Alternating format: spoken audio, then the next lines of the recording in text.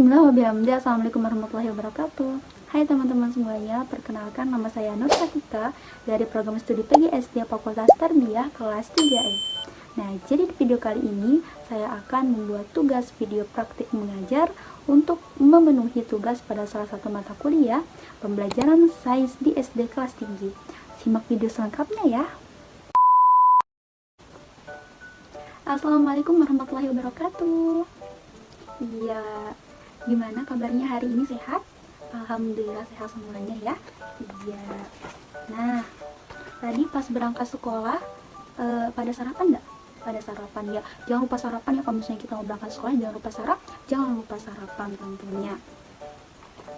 Nah, sebelum kita memulai pelajaran kita hari ini, kita membaca doa dulu ya.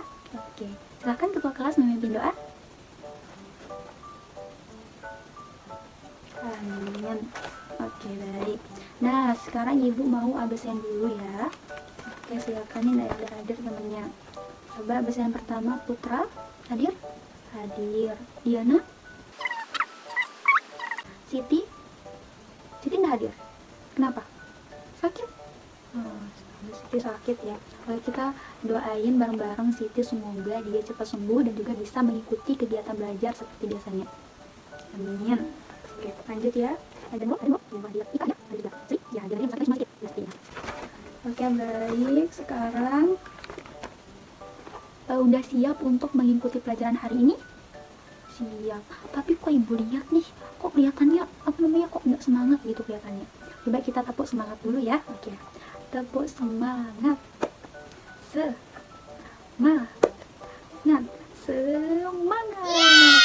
Oke, udah semangat semuanya? Udah semangat dong ya. Siap untuk mengikuti pelajaran? Siap. Ada yang tahu nggak hari ini, materi pembelajaran kali ini kita akan membahas tentang apa? Ada yang tahu? Coba angkat tangan coba. Ya, Ika, kita akan membahas apa?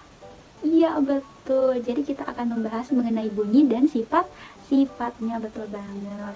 Nah, kali ini ibu minta coba pendapat kalian mengenai bunyi. Kira-kira menurut kalian bunyi itu apa?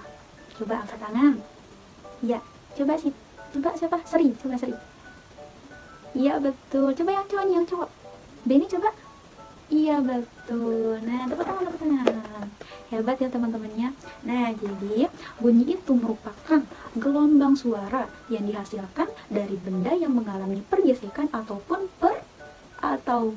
pergetaran. Betul banget. Nah, coba sekarang kalian sebutin contoh bunyi yang pernah kalian dengar. Coba Ika pernah dengar bunyi apa? Bunyi motor ya. Bunyi apa juga yang lain? Iya, bunyi apa? Bunyi klakson motor ya. Bunyi apa juga? Iya, bunyi suara berbicara juga. Bunyi apa? Bunyi suara ayam. Nah, jadi semua bunyi yang sudah kalian sebutkan tadi itu merupakan disebut sebagai sumber bunyi. Sumber bunyi itu apa, Ibu? Jadi sumber bunyi merupakan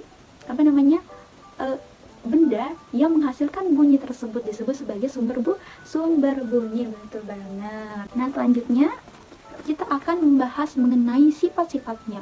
Kira-kira apa aja ya sifat-sifat bunyi? Yuk kita bahas satu persatu. Nah, jadi bunyi itu mempunyai 3 sifat utama. Berapa? 3 sifat utama. Yang pertama, bunyi itu dapat merambat. Nah, tentunya ketika bunyi ini merambat, dia membutuhkan media atau medium dalam perambatannya. Mediumnya apa aja, Bu? Nah, mediumnya itu ada 3 macam. Yang pertama, ada benda padat, yang kedua ada benda cair, dan yang ketiga adalah benda gas atau udara. Nah, di sini Ibu udah punya alat peraga untuk membuktikan apakah betul bunyi itu bisa merambat pada benda padat, benda gas, dan juga benda cair. Yuk kita coba sama-sama. Nah, di sini Ibu udah buatkan kalian alat komunikasi tradisional. Apa? Alat komunikasi tradisional. Nah, cara kerja alat komunikasi tradisional ini adalah ketika satu orang berbicara di plastik ini dan satu orang lagi mendengarkan di plastik yang lain, nanti suaranya akan dirambatkan. Media perambatnya apa, Bu? Media perambatnya adalah tali atau benang yang menjadi penghubung antara plastik yang satu dengan plastik yang lain.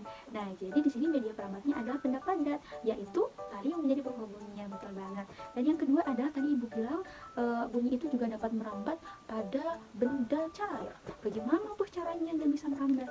Nah, di sini ibu udah siapkan wadah yang berisikan air dan juga corong. Yuk kita coba gimana cara kerjanya.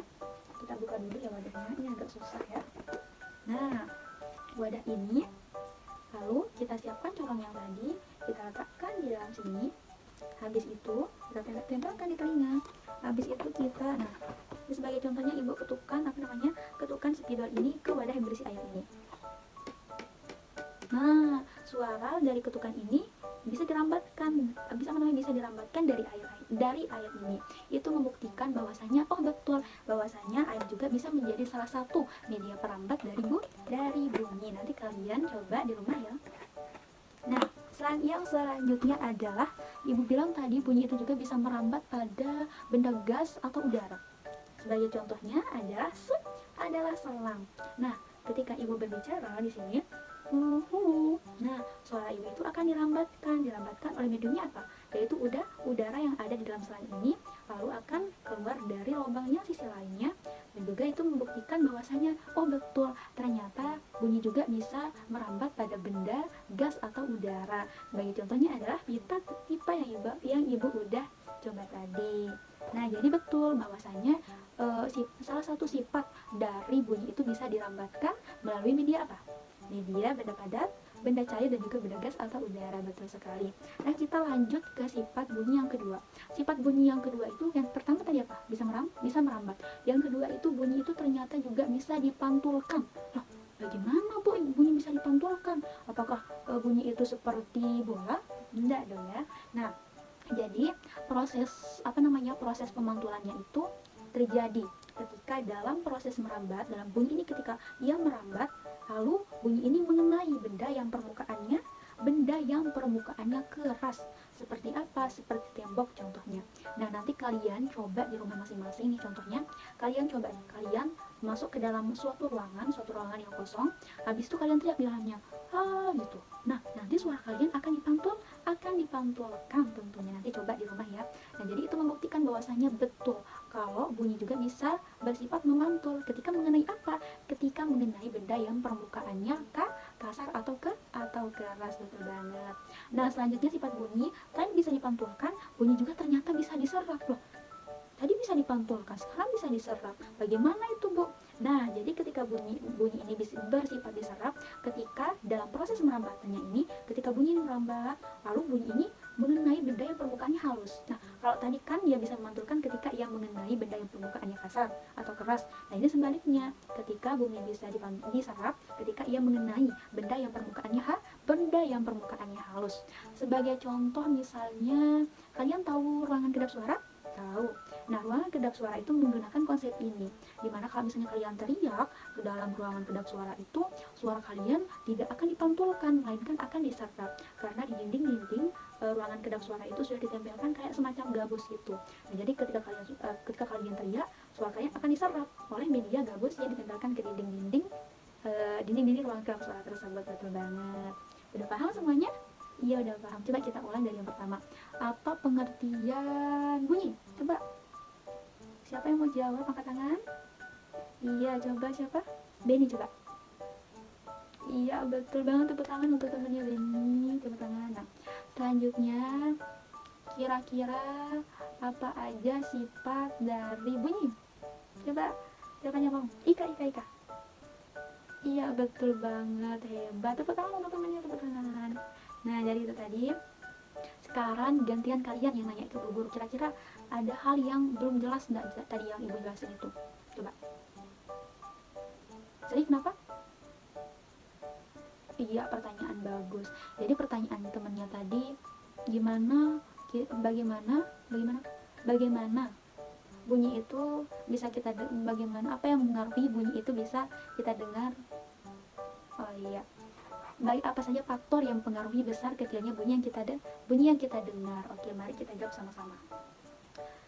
Ibu ambil contoh dulu ya nanti. Nah, kita ambil contohnya ya. Nah, jadi faktor pertama yang mempengaruhi besar kecilnya bunyi yang kita dengar adalah energi. Apa? Energi, betul. Contohnya nih, sekarang Ibu ketukkan spidol ini ke wadah yang berisikan air ini dengan energi yang kecil. Terdengar suara yang dihasilkan bagaimana? Bunyi yang dihasilkan juga kecil karena energi yang ibu berikan juga kecil. Coba sekarang sebaliknya, ibu sekarang ketukkan wadah ini dengan energi yang lebih besar. Bagaimana yang dihasilkan? Suara yang dihasilkan juga besar karena energi yang diberikan juga besar. Nah, jadi itu salah satu faktor besar kecilnya suara yang kita dengar adalah energi. Yang kedua, faktor besar kecilnya suara yang kita dengar itu adalah jarak. Betul. Nah, sebagai contoh nih, ibu tanya sekarang, yang barisan duduknya di depan dengar suara ibu dengan jelas? Dengar. Coba yang barisnya duduknya di belakang dengar suara ibu dengan jelas? Enggak jelas, agak kurang jelas ya. Iya.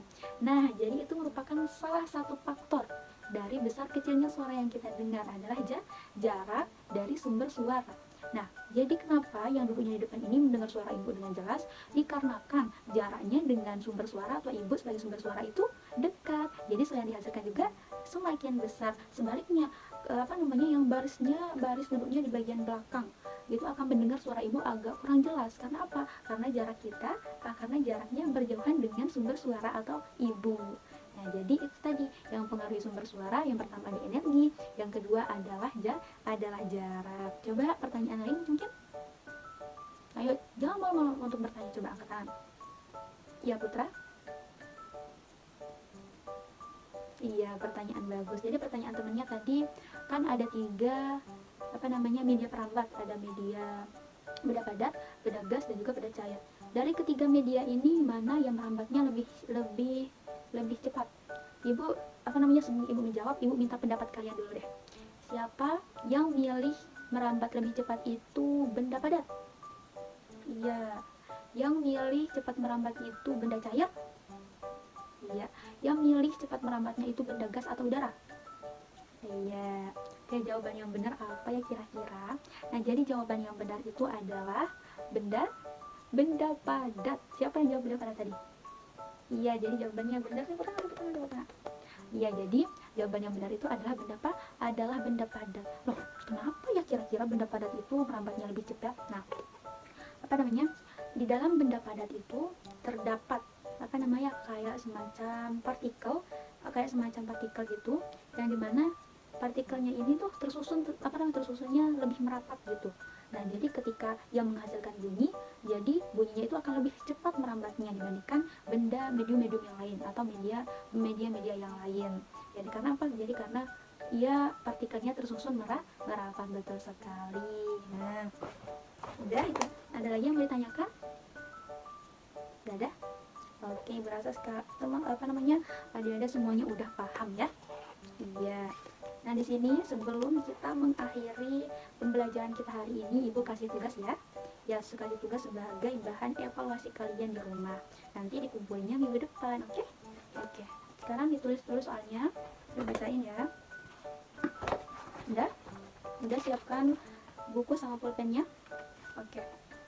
Oke, soal pertama. Jelaskan pengertian bunyi. Bunyi. Udah? Oke, udah. Soal yang kedua, sebutkan 3 sifat bunyi. Udah? Nah, itu aja ya soalnya. Jangan lupa dikumpulkan minggu depan, oke? Awas saja kalau misalnya nanti minggu depan enggak ngumpulin atau enggak ngerjain. Harus dikerjain ya. Oke, harus dikerjain. Nah, itu tadi materi kita. Ibu harap semoga apa yang kita pelajarin tadi bisa menjadi ilmu yang bermanfaat, menjadi ilmu yang barokah bagi kita semua. Amin ya rabbal alamin. Silakan ketua kelas pimpin doa. Silakan. Amin. So, itu tadi pembelajaran kita hari ini. Wallahu muwaffiq wal hadi ila sabilir rasyad. Assalamualaikum warahmatullahi wabarakatuh.